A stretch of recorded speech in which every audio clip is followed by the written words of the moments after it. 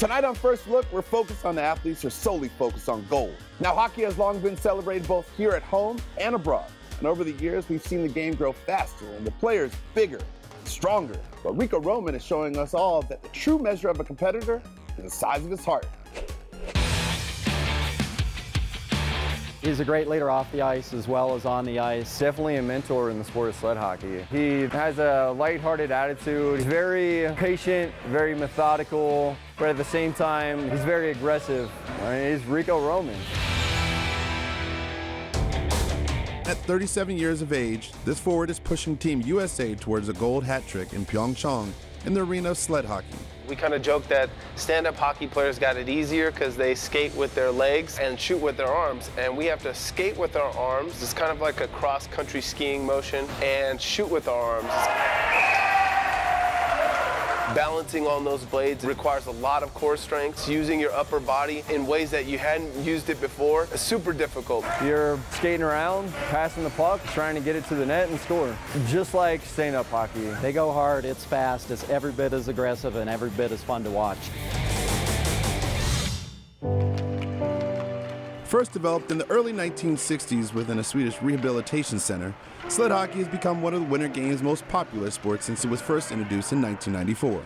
Paralympics in general started from guys coming back from World War II. They wanted to compete and represent their country. So from that, that's where all the games came from. We've got 7 veterans on the US national team at the moment, 5 Marine Corps veterans and 2 Army veterans.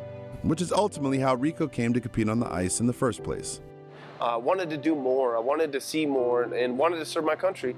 Back in 2007, I was a staff sergeant. I was in charge of a squad, so 2 teams, an Alpha and Bravo team, about 8 to 9 guys, and I was about 2 weeks from taking over the whole platoon. I was injured due to an improvised explosive device. In other words, a big bomb, a big nasty bomb. I was in a vehicle, blew up underneath us, and injured my left and right leg. And ultimately, I was able to save my leg, but I wasn't able to bend it. So I started weighing this option of maybe doing an amputation. It was tough because after a whole year of trying to save my leg, and here I am starting all over again. That was definitely my lowest because I couldn't really eat, I couldn't really function. But what I'm so fortunate to have is my family, because yes, I was hurting, yes, I was tired, yes, I was miserable, but I always smiled because I had to be strong for them. They're the ones that fired me up for it and kept me positive even when I was at my lowest. And the extension of that family was compounded from an unlikely source. 1, 2, 3, Everest! Being injured and separated from the guys you serve with is tough, and I got that back from hockey. It's a huge brotherhood. They all understand what each other went through. They're a very tight-knit group.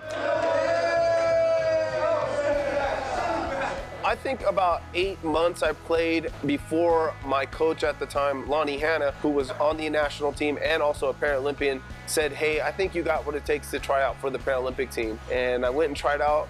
I got hit so hard. My helmet flew off, my sticks flew off, and somebody flew by me and said yard sale, because all my stuff was all over. And I knew right then and there I did not work hard enough to make this team, and I took it for granted. And I go, look, I don't have no excuses. I'll be back next year. 4 grueling tryout years would pass, but in 2014, Rico officially became an Olympian competing for gold. I get goosebumps just thinking about Sochi. I mean, it was just unreal making that team and being able to represent my country and wear the USA colors. But there was one additional color Rico would be rocking after a 1-0 victory over Russia in the sled hockey finals. I remember after the game, them putting the gold medal on my neck and looking up into the stands and seeing my kids up there and knowing that they got to share that moment with me and all the hard work it took to get there. They will be a force to be reckoned with. I'm super excited about the games in 2018. This would be my second go at it. I feel like I know what to kind of expect. Whether I'm in uniform or out of uniform in the military, we're representing USA. And the same goes for when I'm now don the USA hockey jersey. I'm representing my country on the ice and off the ice. I'm so honored to be able to do it.